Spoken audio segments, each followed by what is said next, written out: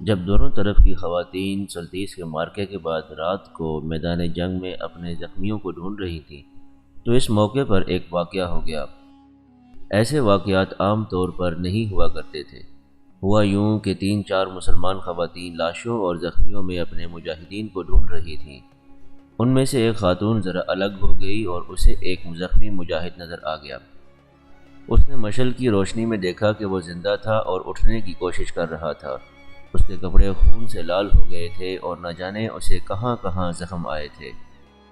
وہاں تو لاشوں پر لاشیں پڑی تھیں اور ایسا بھی ہوا کہ کوئی زخمی 4-5 لاشوں کے نیچے پڑا تو کچھ دیر تک زندہ رہا اور اتنے زیادہ وزن سے مر گیا۔ اس زخمی مجاہد کے قریب 4-5 رومیوں کی لاشیں پڑی ہوئی تھیں۔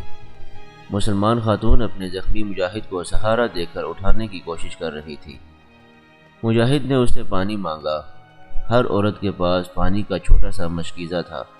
یہ خاتون اسے پانی پلانے لگی تو بالکل قریب ہی ایک مصری عورت جھکی آن رکی اور ایک لاش کو دیکھنے لگی۔ اس نے چیختے چلاتے ہوئے کہا کہ یہ ہے میرا بیٹا، لیکن اس کا بیٹا مر چکا تھا۔ اس نے ادھر دیکھا کہ ایک مسلمان خاتون ایک زخمی مجاہد کو مشکیزے سے پانی پلا رہی ہے۔ مصری عورت نے وہاں سے ایک تلوار اٹھا لی۔ وہاں برچھیوں اور تلواروں کی کوئی کمی نہیں تھی۔ ادھر مسلمان خاتون زخمی مجاہد کو بٹھائے اسے پانی پلا رہی تھی اور اس کی توجہ کسی اور طرف تھی ہی نہیں۔ اس کی ایک ہی خواہش تھی اور کوشش تھی کہ اس زخمی مجاہد کو زندہ رکھنا ہے۔ اچانک مصری عورت نے دوڑ کر تلوار اس مجاہد کے پہلو میں برچھی کی طرح گھونپ دی۔ اسی نے میرے بیٹے کو قتل کیا ہے، اس مصری عورت نے چلاتے ہوئے کہا اور تلوار کھینچ کر ایک بار پھر مجاہد کے پہلو میں اتار دی اور بولی، یہی میرے بیٹے کا قاتل ہے۔ مجاہد کا سر ایک طرف ڈھلک گیا۔ اسے تو ایک خاتون زندہ رکھنے کی کوشش کر رہی تھی، لیکن اس مصری عورت نے اس کی کوشش کامیاب نہ ہونے دی اور مجاہد نے اس خاتون کی گود میں جان دے دی۔ یہ خاتون اٹھ کھڑی ہوئی۔ اس نے مشکیزہ پھینک دیا۔ اس کے ایک ہاتھ میں جلتی ہوئی مشعل تھی۔ اس نے مشعل اس مصری عورت کے منہ کے ساتھ لگا دی۔ مصری عورت چیخنے چلانے لگی۔ اس کا منہ جل گیا۔ اب مسلمان خاتون نے مشعل اس کے کپڑوں کے ساتھ لگا دی اور اس کے کپڑے جل اٹھے۔ اب تو وہ ناچ کود اور چیخ چلا رہی تھی۔ کچھ رومی سپاہی اور غالباً شہر کے 1-2 آدمی دوڑے آئے۔ مسلمان خاتون نے کہا کہ اس نے ایک زخمی مجاہد کو تلوار سے مار ڈالا ہے۔ رومی آدمیوں نے تلواریں نکال لیں۔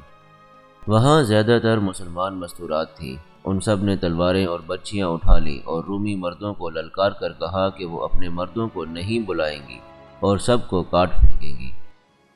ادھر سے وہ مجاہدین آ گئے جو لاشوں اور زخمیوں کو ہی ڈھونڈتے پھر رہے تھے۔ مصری عورت کے جلتے ہوئے کپڑوں نے اسے جلا ڈالا۔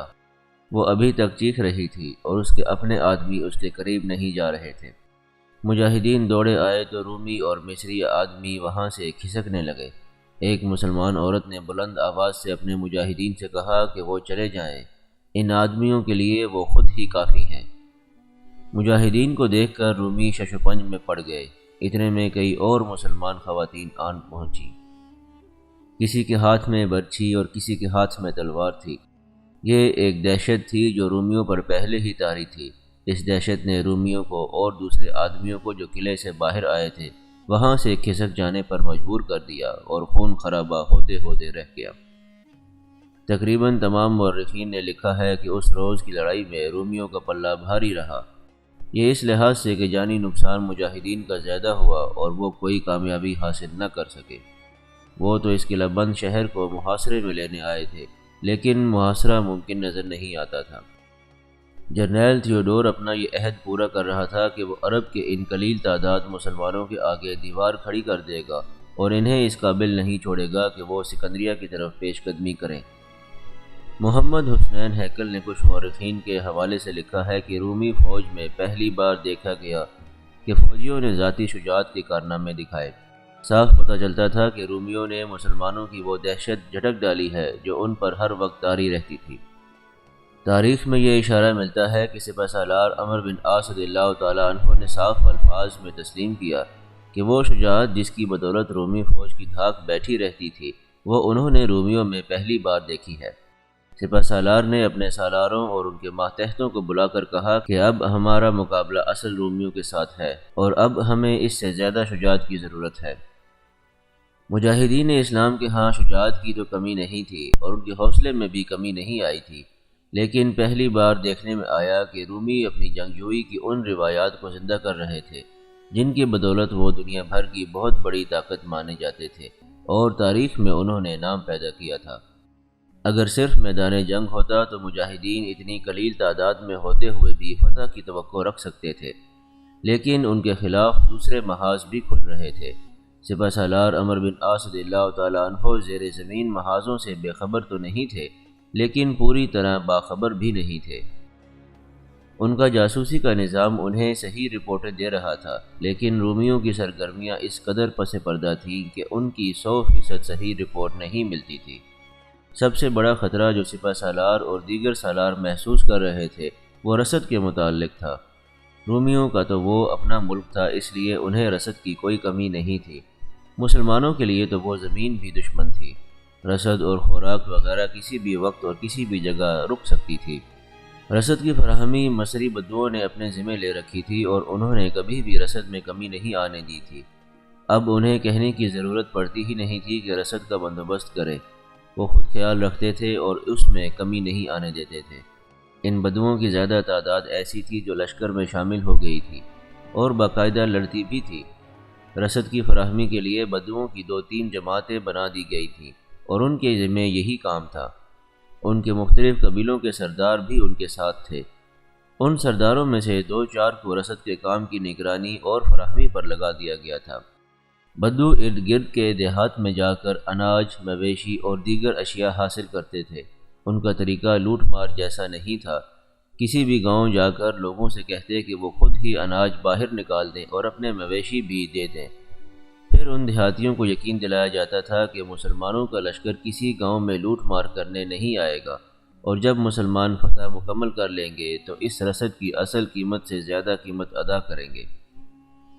ان بدوؤں، ان کے سرداروں اور رسد کا ذکر اس لیے آیا ہے کہ ان سے ایک ایسا زمیندوز محاذ سامنے آتا ہے جو رومیوں نے مجاہدین کے خلاف قائم کیا تھا اور اس پر سرگرم ہو گئے تھے۔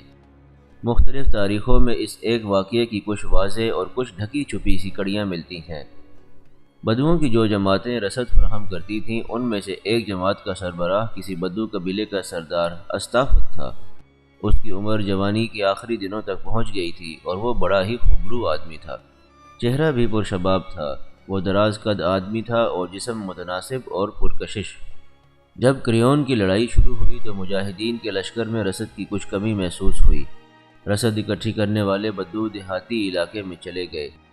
کریون سے 3-3.5 میل دور ایک بڑا گاؤں تھا۔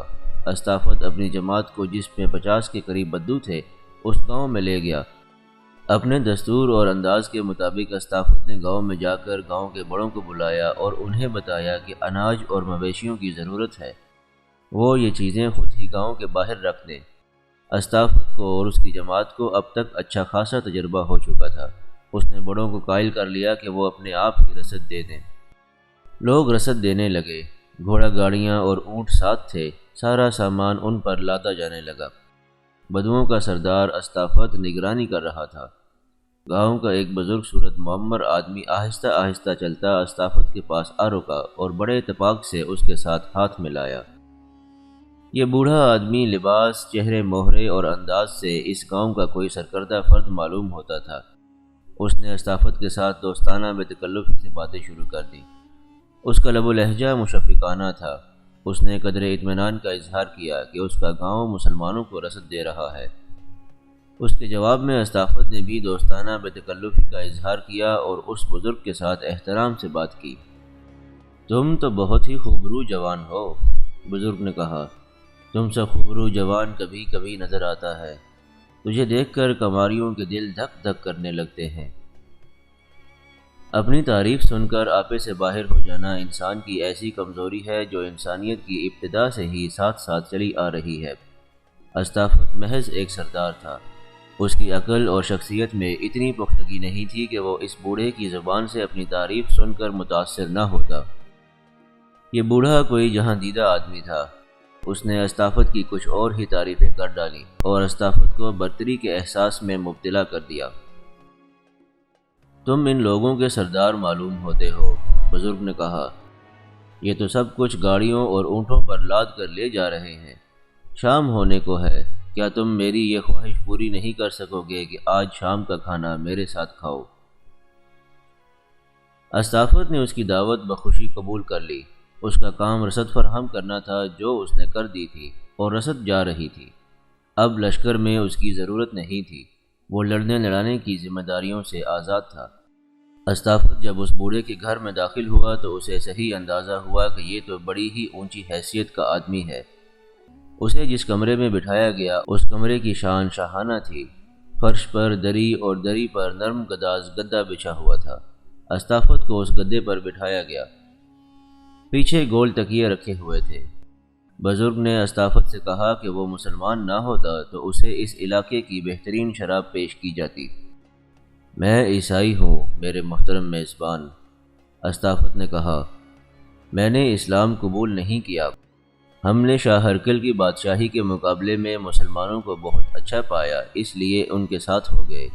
ہمیں مال غنیمت کا پورا حصہ ملتا ہے اور مسلمان ہمیں اپنے بھائیوں جیسے رکھتے ہیں۔ اس کی بات ابھی ختم ہوئی ہی تھی کہ اس بزرگ کی عمر کا ایک اور بزرگ آدمی آ گیا۔ میزبان یہ کہہ کر اٹھ کھڑا ہوا کہ یہ ہمارے نئے پادری ہیں اور کچھ ہی دن پہلے بزنطیہ سے آئے ہیں۔ یہ تعارف سنتے ہی استافت بھی اٹھا اور پادری سے بڑے احترام سے ملا۔ میزبان نے پادری کو بتایا کہ استافت عیسائی ہے اور اس نے اسلام قبول نہیں کیا۔ پادری نے ایسی باتیں شروع کر دیں جس سے یہ ظاہر ہوتا تھا کہ یہ اس کی خوش قسمتی ہے کہ اسے استافت جیسا خوبرو جوان مل گیا ہے جو اپنے مذہب پر بھی قائم ہے۔ ایسی کچھ باتیں میزبان بزرگ نے بھی کیں اور استافت اپنے آپ کو بہت ہی اونچے درجے کا آدمی سمجھنے لگا۔ اتنے میں ایک نوخیز لڑکی ایک ٹرے اٹھائے ہوئے کمرے میں داخل ہوئی۔ ٹرے میں ایک خوشنما سراہی تھی اور اس کے ساتھ 3 پیالے تھے۔ لڑکی بہت ہی حسین اور نوجوان تھی۔ وہ جب کمرے میں داخل ہوئی تو استافت کو دیکھ کر ٹھٹک گئی اور اس کا آگے بڑھا ہوا قدم پیچھے ہٹ گیا، جیسے وہ استافت کو دیکھ کر حیرت زدہ ہو گئی ہو۔ آ جاؤ کرسٹی، تم تو گھبرا ہی گئیں، میزبان بزرگ نے پیار سے کہا۔ یہ اپنے ہی آدمی ہیں، اپنے قبیلے کے سردار ہیں تو مسلمانوں کے ساتھ لیکن بڑے پکے عیسائی ہیں۔ کرسٹی نے اچٹتی ہوئی ایک نگاہ استافت پر ڈالی اور آگے بڑھ کر ٹرے میزبان بزرگ کے آگے رکھ دی۔ اب وہ استافت سے نظریں ملانے سے گھبرا اور شرما رہی تھی۔ اس نے سر جھکائے ہوئے سراہی میں تھوڑی تھوڑی شراب تینوں پیالوں میں ڈالی اور بچوں کی طرح تیزی سے اٹھی اور دوڑتی ہوئی کمرے سے نکل گئی۔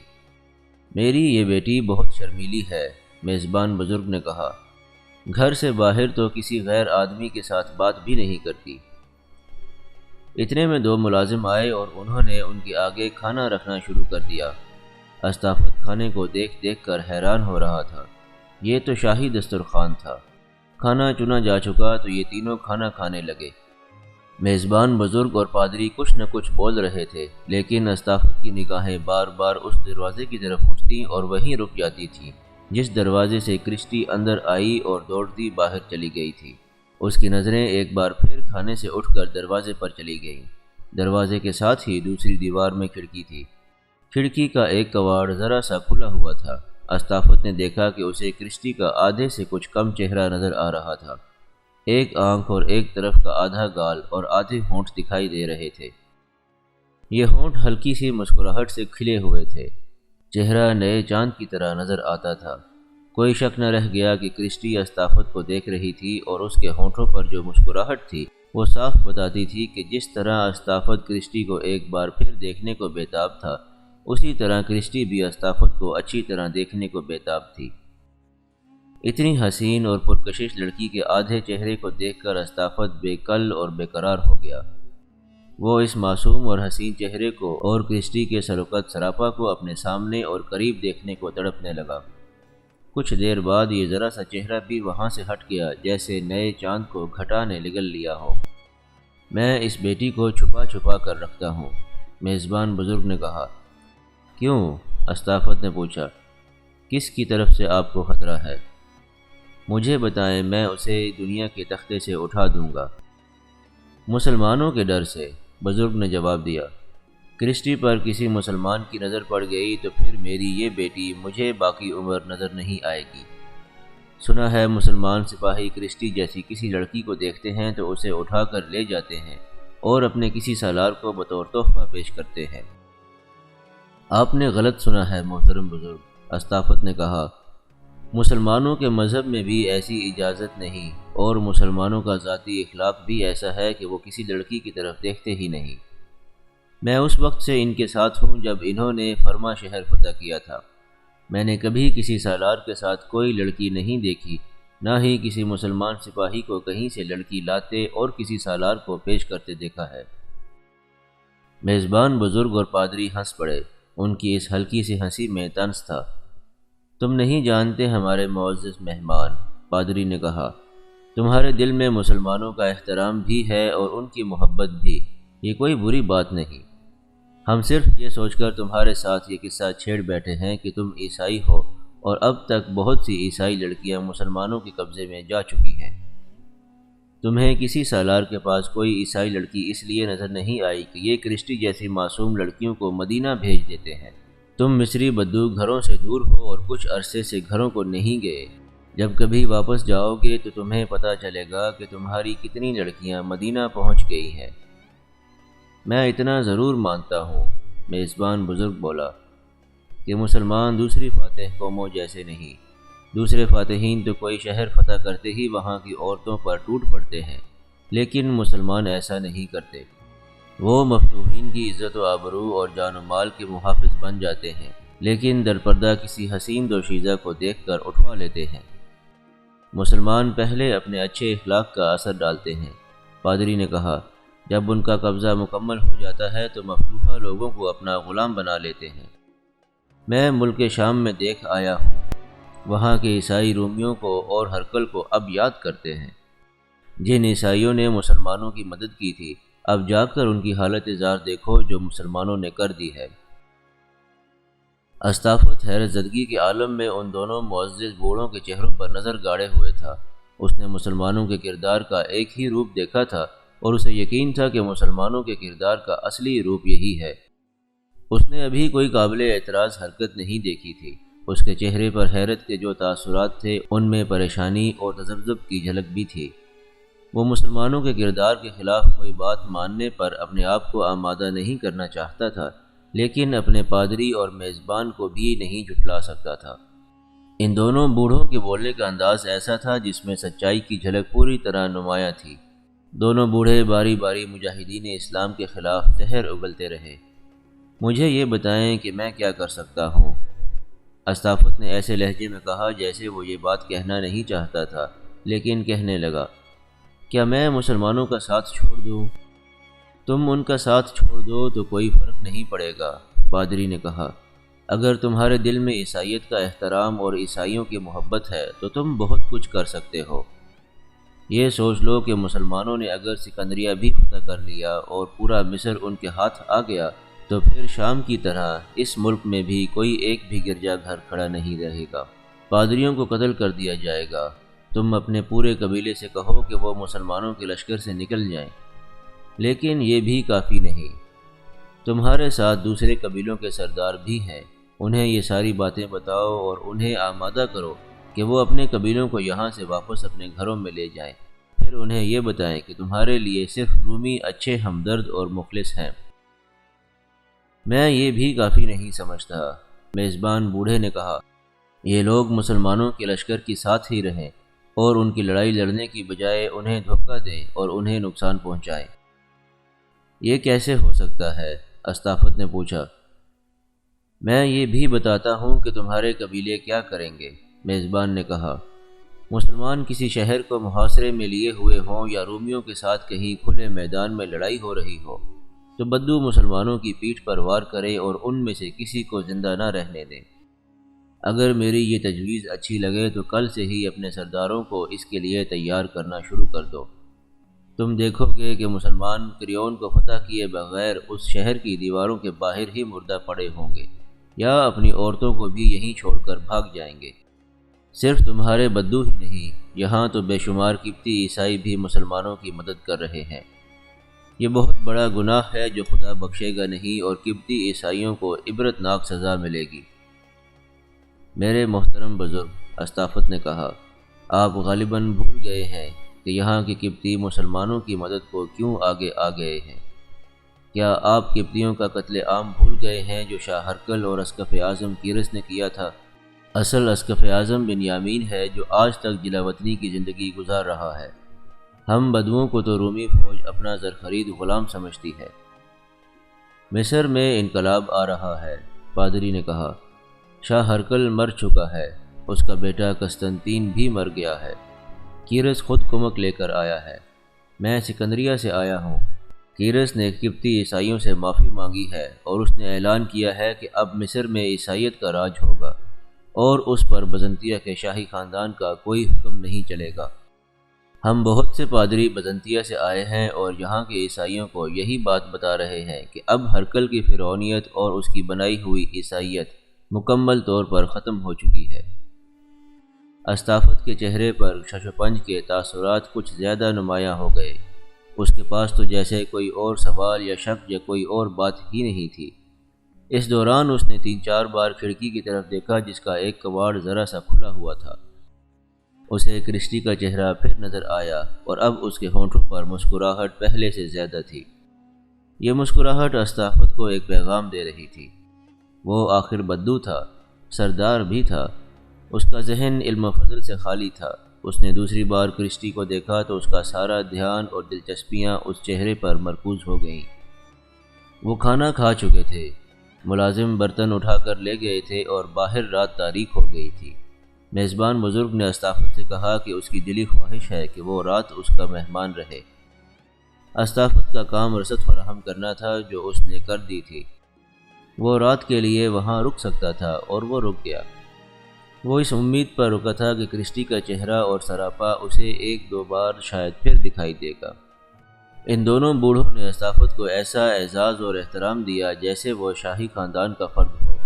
انہوں نے اس مصری بدو کو اسی مکان میں الگ کمرہ نہ دیا بلکہ ایک دوسرے مکان میں اس کے سونے کا انتظام کیا۔ اسے اسی مکان میں لے گئے۔ چھوٹا سا وہ مکان خاصا خوبصورت، صاف ستھرا اور ہر طرح سے آراستہ تھا۔ موسم ایسا تھا کہ اس کے لیے پلنگ صحن میں بچھایا گیا۔ اسے اس مکان میں چھوڑ کر دونوں بوڑھے شب بخیر کہہ آئے۔ کچھ دیر بعد ایک ادھیڑ عمر ملازمہ آئی۔ اسے کہا کہ وہ کسی چیز کی بھی کمی محسوس کرتا ہے تو بتا دے۔ استافت نے اس ملازمہ کے ساتھ بڑی شفقت سے باتیں کی۔ ملازمہ نے ایسا انداز اختیار کر لیا جیسے وہ استافت کی خدمت میں فخر محسوس کر رہی ہو۔ وہ ذہنی طور پر خاصی ہوشیار بلکہ چالاک معلوم ہوتی تھی۔ اگر آقا برا نہ مانے تو میں ایک بات کہوں، ملازمہ نے کہا۔ جو دل میں آتی ہے وہ ضرور کہو، استافت نے اپنی مخصوص زندہ دلی کا مظاہرہ کرتے ہوئے کہا۔ بات بری ہوئی تو بھی برا نہیں مانوں گا۔ آپ نے شاید اپنے میزبان کی نوخیز بیٹی کی ایک جھلک دیکھی ہوگی، ملازمہ نے رازدارانہ لہجے میں کہا۔ وہ آپ کے آگے شراب رکھنے گئی تھی۔ وہ اس وقت سے بے چین ہے اور تھوڑی سی دیر کے لیے آپ کے پاس بیٹھنا چاہتی ہے۔ کیا آپ اسے یہاں آنے کی اجازت دے سکتے ہیں؟ کیا وہ فوراً آنا چاہتی ہے؟ استافت نے پوچھا۔ نہیں آقا، ملازمہ نے جواب دیا۔ وہ تنہائی کی ملاقات چاہتی ہے اور اس وقت آئے گی جب سب سو جائیں گے۔ میں آپ کو صحیح بات بتا دیتی ہوں، وہ تو آپ پر مر مٹی ہے، اسے آنے کی اجازت دے دیں ورنہ بہت مایوس ہوگی۔ میں جانتا ہوں اس لڑکی کا نام کرسٹی ہے، استافت نے کہا اور پوچھا، کیا تمہارے آقا کی کوئی اور بیٹی بھی ہے؟ کرسٹی دراصل میرے آقا کی سگی بیٹی نہیں، ملازمہ نے کہا۔ یہ تو ملک شام کی رہنے والی ہے۔ یہاں پر اس طرح پہنچی تھی کہ شام میں جب جنگ جاری تھی تو کرسٹی کا باپ اور بھائی جو اس سے چھوٹے تھے مسلمانوں کے ہاتھوں مارے گئے۔ کرسٹی پہلے ہی بھاگ کر گرجے میں جا چھپی تھی۔ اس کی ماں کی عمر تقریباً 40 سال تھی اور وہ اپنی اس بیٹی سے زیادہ خوبصورت تھی۔ ایک مسلمان اسے لے اڑا۔ کرسٹی کو اس گرجے کے پادری نے اپنی پناہ میں لے لیا اور جب روم کی فوج وہاں سے پسپا ہوئی تو وہ پادری بھی فوج کے ساتھ وہاں سے نکل آیا۔ کرسٹی اس کے ساتھ تھی۔ فوج نے پادری اور کرسٹی کو اپنے ساتھ رکھا اور کچھ عرصے بعد یہ دونوں مصر آ پہنچے۔ وہ پادری کرسٹی کو کسی اچھے گھر کے حوالے کرنا چاہتا تھا۔ میرے آقا کو پتہ چلا۔ اس نے کرسٹی کو گرجے میں جا کر دیکھا اور اسے لڑکی ایسی معصوم لگی کہ اسے اپنے ساتھ گھر لے آیا اور سگی بیٹی بنا لیا۔ اب آقا اس کی شادی کرنا چاہتا ہے، لیکن لڑکی نے کہہ دیا ہے کہ اسے جو آدمی اچھا لگے گا وہ اسی کے ساتھ شادی کرے گی۔ یہ تو آپ کو معلوم ہوگا کہ ہمارے ہاں نہ لڑکی پر پابندی ہوتی ہے نہ لڑکے پر، ہماری ہر شادی اپنی پسند اور محبت کی شادی ہوتی ہے۔ کرسٹی کو کئی نوجوانوں کی محبت کے پیغام ملے اور کئی نوجوانوں نے اس کا ہاتھ اپنے ہاتھ میں لینے کی کوشش کی، لیکن کرسٹی نہ جانے کس قسم کے آدمی کو پسند کرے گی۔ وہ کہتی ہے کہ ضروری نہیں کہ وہ کسی ہم عمر کے ساتھ شادی کرے گی، وہ تو کسی ادھیڑ عمر آدمی کو بھی پسند کر لے گی، بشرط یہ کہ وہ آدمی اس کے معیار پر پورا اترتا ہو۔ میں تو اسے عجیب لڑکی کہوں گی، ہو سکتا ہے اسے آپ ہی اچھے لگے ہوں۔ استافت کو تو یوں لگا جیسے اس کے وجود میں ہوا بھر گئی ہو اور وہ فضا میں اڑ رہا ہو۔ اس نے ملازمہ سے کہا کہ وہ کرسٹی سے کہہ دے کہ وہ اس کے انتظار میں جاگتا رہے گا۔ ملازمہ چلی گئی۔ استافت دن بھر کا تھکا ہوا تھا، اس پر غنودگی طاری ہو رہی تھی، لیکن کرسٹی کا انتظار اسے سونے نہیں دے رہا تھا۔ کبھی وہ خوشی سے پھولا نہ سماتا کہ اتنی حسین اور نوخیز لڑکی اس کے پاس آ رہی ہے، اور کبھی اسے یوں محسوس ہونے لگتا جیسے اس کے ساتھ کوئی دھوکہ ہو رہا ہے یا وہ کوئی خواب دیکھ رہا ہے۔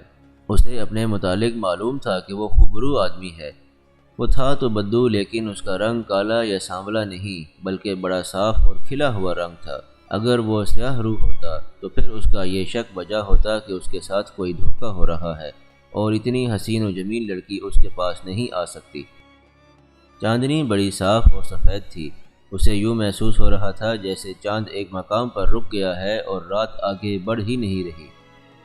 وہ انتظار کی اذیت برداشت کرتا رہا اور آخر دروازہ بڑی آہستہ سے کھلا۔ استافت کا انگ انگ بیدار ہو گیا۔ کرسٹی اس طرح دروازے کے اندر آئی جیسے ہوا کا ہلکا سا جھونکا آیا ہو۔ استافت نے چاہا کہ وہ دوڑ کر کرسٹی کو بازوؤں میں سمیٹ لے اور اسے اٹھا کر وہاں سے بھاگ جائے اور اپنے خیمے میں جا دم لے۔ اس نے بڑی مشکل سے اپنے آپ پر قابو پایا۔ کرسٹی آہستہ آہستہ چلی آ رہی تھی۔ وہ جب استافت کے قریب پہنچی تو استافت نے اسے پلنگ پر بٹھا لیا اور اس نے اپنا بازو لمبا کیا کہ کرسٹی کو بازو میں لے کر اپنے قریب کر لے، لیکن کرسٹی پیچھے کو سرک گئی۔ کیوں؟ استافت نے کہا۔ خطرہ مول لے کر آئی ہو اور شرم و حجاب کا یہ عالم۔ پہلے کچھ باتیں کرنی ہے، کرسٹی نے سنجیدہ سے لہجے میں کہا۔ میں وقتی سکون اور لذت کے لیے نہیں آئی، ساری عمر کے ساتھی کی تلاش میں آئی ہوں۔ آپ کو دیکھ کر میرے دل سے آواز اٹھی ہے کہ یہ ہے وہ شخص جس کے انتظار میں تم گھڑیاں گن رہی ہو۔ میں تو ہمیشہ کے لیے آپ کے پاس آنا چاہتی ہوں۔ لیکن یہ سوچ لو کرسٹی، استافت نے کہا، میری ایک بیوی اور 2 بچے ہیں۔ کیا ایسے آدمیوں کی کمی ہے جنہوں نے 4 5 اور بعض نے اس سے بھی زیادہ بیویاں رکھی ہوئی ہیں؟ میں تو آپ کی داشتہ بننے کے لیے بھی تیار ہوں اور آپ کی بیوی کی لونڈی بن جاؤں گی، لیکن میری ایک شرط ہے۔ میں تمہاری ہر شرط پوری کروں گا، استافت نے کہا۔ ایک نہیں، تم 100 شرطیں زبان پر لاؤ، میں جان پر کھیل کر ہر شرط پوری کروں گا۔ استافت نے بھولے سے بھی نہ سوچا کہ وہ 40 سال سے کچھ زیادہ عمر کا آدمی اور دور دراز صحرا میں رہنے والا پسماندہ بدو، اتنی حسین اور نوخیز لڑکی جو اس پر مر مٹی ہے اور اپنی شرط صرف اس کے آگے رکھ رہی ہے، یہ کوئی دھوکہ اور فریب ہی نہ ہو۔ استافت پر پہلے شراب کا نشہ طاری تھا، اس میں کرسٹی کا نشہ شامل ہو گیا اور استافت خواب و خیال کی بڑی ہی حسین وادی میں جا نکلا۔ کرسٹی نے اپنے متعلق اسے وہی بات بتانا شروع کر دی جو ملازمہ پہلے سنا گئی تھی۔ فرق صرف یہ تھا کہ ملازمہ نے سپاٹ سے لہجے میں بات مختصر کر کے سنائی تھی اور کرسٹی کا انداز جذباتی تھا اور وہ تفصیلات سنا رہی تھی۔ سناتے سناتے اس کی آواز جذبات کی شدت سے بھرا جاتی تھی۔ اس دوران استافت نے اس کا ایک ہاتھ اپنے ہاتھ میں لینا چاہا، لیکن کرسٹی نے اپنا ہاتھ پیچھے کر لیا۔ مجھے میرا باپ واپس نہیں مل سکتا، کرسٹی نے ساری بات سنا کر کہا۔ مجھے بھائی واپس نہیں مل سکتے اور مجھے وہ پیاری ماں بھی واپس نہیں مل سکتی جسے مسلمان زبردستی اپنے ساتھ لے گئے تھے، لیکن مجھے پوری امید ہے کہ وہ شخص ضرور ملے گا جو ان سب کا انتقام لے کر میرا جلتا ہوا سینہ ٹھنڈا کرے گا۔ میں اپنے حسن اور اپنے اس جسم کی لطافت اس شخص کی گود میں ڈال دوں گی، خواہ وہ کوئی کالا کلوٹا اور بھدا بدصورت ہی کیوں نہ ہو۔ یہ تو اتفاق کی بات ہے کہ آپ جیسا خوبرو اور طاقتور انسان مجھے مل گیا ہے اور میرے دل نے اسے قبول کر لیا ہے۔ صرف ایک بات بتا دو کرسٹی، استافت نے پوچھا، کیا تمہاری شرط یہ ہے کہ میں پہلے تمہارے ماں باپ اور بھائیوں کا انتقام لوں اور اس کے بعد تم میرے ساتھ شادی کرو گی؟ ہاں، کرسٹی نے جواب دیا، میری شرط یہی ہے۔ اگر آپ تھوڑے سے عرصے میں میری یہ شرط پوری نہ کر سکے تو میں اپنی محبت قربان کر دوں گی اور پھر کبھی آپ کی صورت بھی نہیں دیکھوں گی۔ میں آپ کو یہ بتا دوں کہ آپ میری پہلی اور آخری محبت ہیں۔ ایسی محبت مرا نہیں کرتی جو اچانک کسی کو صرف ایک نظر دیکھنے سے دل پر قابض ہو جاتی ہے۔ استافت کی جذباتی حالت کچھ اس طرح ہو گئی تھی کہ وہ کرسٹی کی باتیں اتنے زیادہ دھیان سے نہیں سن رہا تھا جتنے دھیان سے اس کے چہرے اور سراپا کو دیکھ رہا تھا۔ چاندنی سیدھی کرسٹی کے چہرے پر پڑ رہی تھی۔ اس چاندنی میں کرسٹی کی آنکھوں کی چمک میں ایسا طلسم تھا جس نے استافت کو بے حال کر دیا تھا۔ وہ تو بڑی ہی مشکل سے اپنے آپ کو قابو میں رکھے ہوئے تھا۔ کرسٹی کی طرف سے ذرا سا اشارہ بھی ملتا تو استافت اسے اپنے بازوؤں میں سمیٹ لیتا اور کہتا کہ باقی عمر وہ کرسٹی کو اپنے سینے سے لگائے گزار دے گا۔ آخر وہ بے تاب ہو گیا۔ کرسٹی، استافت نے التجا کے لہجے میں کہا، تم نے میرے وجود میں جو آگ لگا دی ہے یہ مجھے راکھ کر دے گی۔ اگر شادی پہلے ہو جائے تو مجھے نیا حوصلہ اور تر و تازہ ولولہ ملے گا، پھر دیکھنا میں کیا کرتا ہوں۔ نہیں، کرسٹی نے سر زور زور سے ہلاتے ہوئے کہا، میں شادی کی زنجیر میں جکڑی گئی تو پھر رہائی مشکل ہو جائے گی۔ میں مرد کی فطرت سے واقف ہوں، پہلے میری شرط پوری کریں۔ ایک بات تو تم نے بتائی ہی نہیں، استافت نے کہا، میں تمہارے ماں باپ اور بھائیوں کا انتقام لوں گا کس طرح؟ کس سے انتقام لوں گا؟ آپ اپنے قبیلے کے سردار ہیں، کرسٹی نے پراعتماد لہجے میں کہا۔ اپنے قبیلے کے لوگوں سے کہیں کہ وہ مسلمانوں کا ساتھ چھوڑ کر اپنے گھروں کو چلے جائیں۔ آپ کے ساتھ دوسرے قبیلوں کے سردار بھی ہوں گے، انہیں بھی کہیں کہ اپنے قبیلے کے آدمیوں کو یہاں سے غائب کرنا شروع کر دیں اور وہ آہستہ آہستہ مسلمانوں کے لشکر سے نکلتے جائیں۔ یہ کام ایسا ہے جو ذرا آہستہ آہستہ ہوگا۔ ایک کام آپ فوراً کر سکتے ہیں، وہ یہ ہے کہ اس لشکر کے سپہ سالار کو قتل کر دیں۔ سپہ سالار کا قتل ممکن نہیں، استافت نے کہا، وہ اس لیے کہ سپہ سالار کو اس کے محافظ اپنے حصار میں لیے رکھتے ہیں۔ وہ رات جس خیمے میں سوتا ہے اس خیمے کے ارد گرد محافظ موجود اور بیدار رہتے ہیں۔ میں دوسرے سالاروں کو قتل کر سکتا ہوں۔ تم ایک سپہ سالار کی بات کرتی ہو، میں اتنے سارے سالاروں کو مار دوں گا اور ماروں گا ایسے طریقے سے کہ پکڑا بھی نہیں جاؤں گا۔ سالاروں کا قتل اس لیے آسان ہے کہ وہ لڑائی کے دوران ہر طرف بھاگتے دوڑتے رہتے ہیں اور کسی بھی گھمسان کے مارکے میں انہیں قتل کیا جا سکتا ہے۔ اگر 2-3 سالار قتل ہو گئے تو مسلمان بہت کمزور ہو جائیں گے اور میں دوسرا کام یہ کروں گا کہ اپنے قبیلے کے آدمیوں کو وہاں سے نکالوں گا اور واپس بھیجنا شروع کر دوں گا۔ یہی کام کر دیں، کرسٹی نے کہا، میں یہ دیکھنا چاہتی ہوں کہ کریون کے ارد گرد کی زمین مسلمانوں کا قبرستان بن جائے اور ان کی عورتیں رومی فوج کے قبضے میں چلی جائیں۔ ضروری بات یہ ہے کہ کسی کو پتہ نہ چلے کہ میں یہاں آپ کے پاس آئی تھی۔ کرسٹی اٹھ کھڑی ہوئی اور دروازے کی طرف چل پڑی۔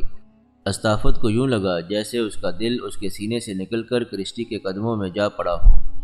کرسٹی دروازے تک پہنچ کر پیچھے کو مڑی۔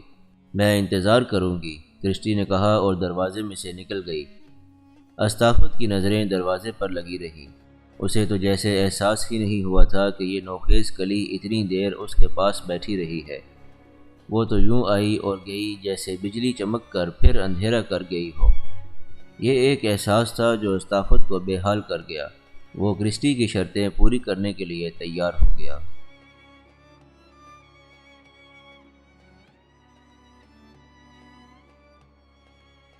اگر آپ کو ویڈیو پسند آئی ہو تو اس کو لائک اور شیئر کیجیے، چینل کو سبسکرائب کر لیجیے اور بیل آئیکن کو بھی پریس کر دیجیے تاکہ آئندہ آنے والی تمام ویڈیوز آپ کو باقاعدگی سے ملتی رہے۔